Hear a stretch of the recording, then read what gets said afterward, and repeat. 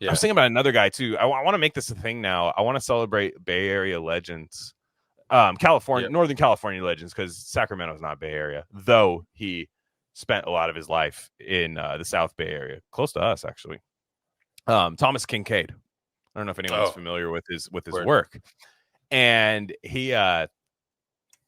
so he paints like old Kinkade, people. dude. Yeah. Yeah, he paints like old people paintings. If Yeah. you've ever seen them, I remember at the mall they used to have like a Kinkade like thing, Mhm. whatever museum. I don't know if it's a museum, just a store or something, and that you could look at his stuff. They really like respect, because he made money.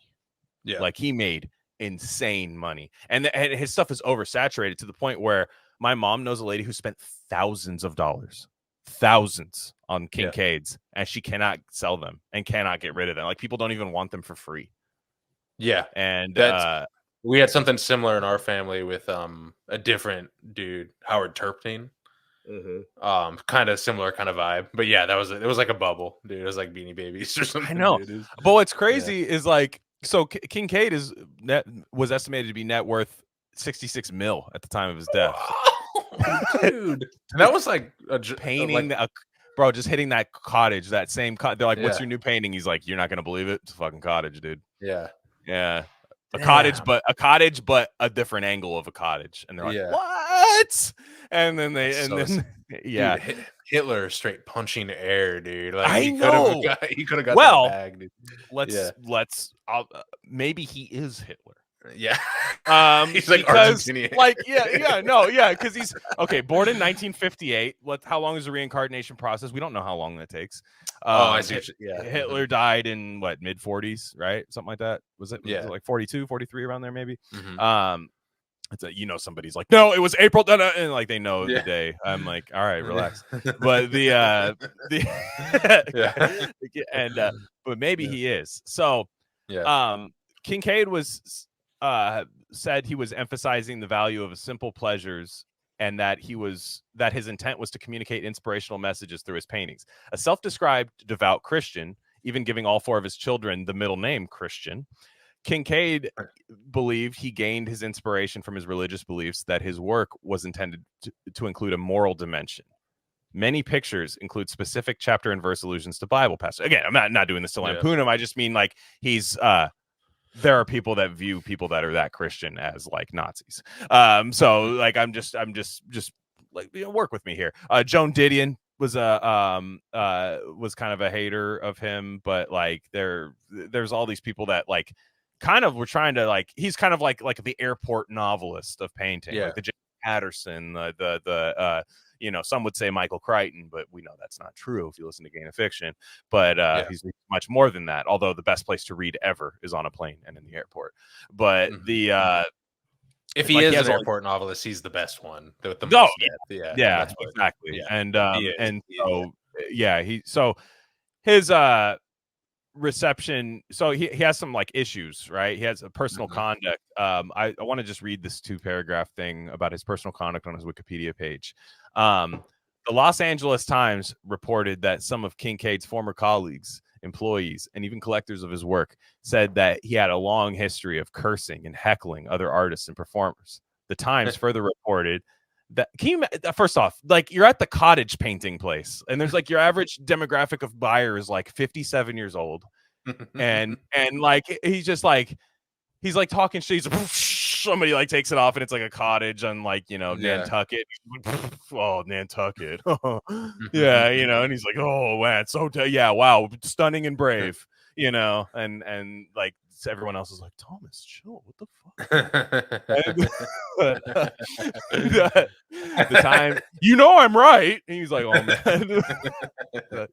He was a hardcore alcoholic too, so I just picture him being like piss drunk painting like cottages for like Hallmark cards and stuff.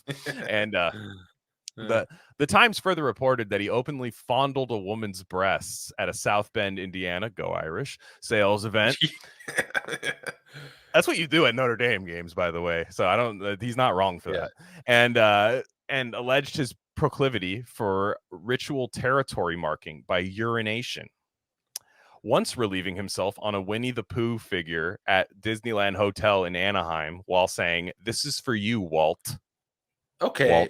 Walt Was someone Disney. there with like a task cam, like record, like, or what did he say? For sure. Yeah. Well, the Disneyland Hotel, I would imagine somebody was there. Yeah, this one's for you, Walt. I perhaps 30 people were there and were like, yeah, he said, yeah. Also, marking your territory in such a fashion could never be deemed beta. Just saying that. Just no, saying, dude. Yeah, like, no, I mean that's what I mean. I don't. This is not meant to dude. say. I'm just saying, like, like it would be funny if he was Walt Disney. He's got ties to the SS, Nazism. So just saying, like, there's all these Hitler things. Not to say, but these are all alpha traits at first. Like, this is great. In a letter to a licensed gallery owners acknowledging he might have behaved badly during a stressful time when he overindulged in food and drink, Kinkade said accounts of the alcohol-related incidents included exaggerated and in some cases outright fabricated personal accusations. The letter did not address any incident specifically. Own it. Just own it. Like, people ain't going to stop buying your paintings, man. Yeah. Like, that cottage has got to hang up. It ties the room together regardless of your politics or antics. In 2006, John Dandois, Media Arts Group executive, recounted a story on one occasion 6 years previously. Kinkade became drunk at a Siegfried and Roy magic show in Las Vegas and began shouting codpiece, which I don't know what that means. Oh, that's funny. It's codpiece is it's a scrotum. It's like a triangular piece attached to the front of men's like garments covering the fly. So is a gay thing. Yeah. So that's hilarious. At the performers. Eventually he was calmed by his mother, which you gotta be nice in front of mom. Come on. Yeah. But Dandois also said of Kinkade, Tom would be fine. He would be drinking, and then all of a sudden you couldn't tell where the boundary was. And then he became very incoherent and he would start cussing and doing a lot of weird stuff. In 2010, Kinkade was arrested in Carmel, California for driving under the influence of alcohol. He was later convicted. 2010, Eastwood wasn't there. Otherwise, Kinkade doesn't even get handcuffs on his wrist, guaranteed. But no, one of this dude's he's living like Hunter S. Thompson level artist life, but he's painting. Yeah, I know. Like, he finishes one and like and it like flies off the shelf. And he's like, I'm him. Yeah, you know what I mean? Like, like slapping the chest, like, you know what I mean? Like bag full of cocaine, like John Bonham in between the drums. I love it. Because like people talk about like, oh, wasn't it so sick that like Mr. Rogers like killed people in like war? I'm like, well, he was drafted into war and killed people. Like, yeah, sure, whatever. This is sicker. Yeah, this is way sicker. Just Carmel, painting the most. Carmel, come on, you get one of those too. I know he's on 17-mile drive going like 97. You know what I mean? just like Clint Eastwood, like just like coming out of Whole Foods. I know, and it's nuts. And he died. He had alcohol and Valium in his system. Perhaps too much, some would say. And he got active. He got a little active. The boy was getting active, dude. He was getting active. But look, I love this, dude. I absolutely love this. Somebody referred to it as the artist died in his sleep, very happy in the house that he built with the paintings he loved and the woman he loved. So if you're hating right now, do you have all those things?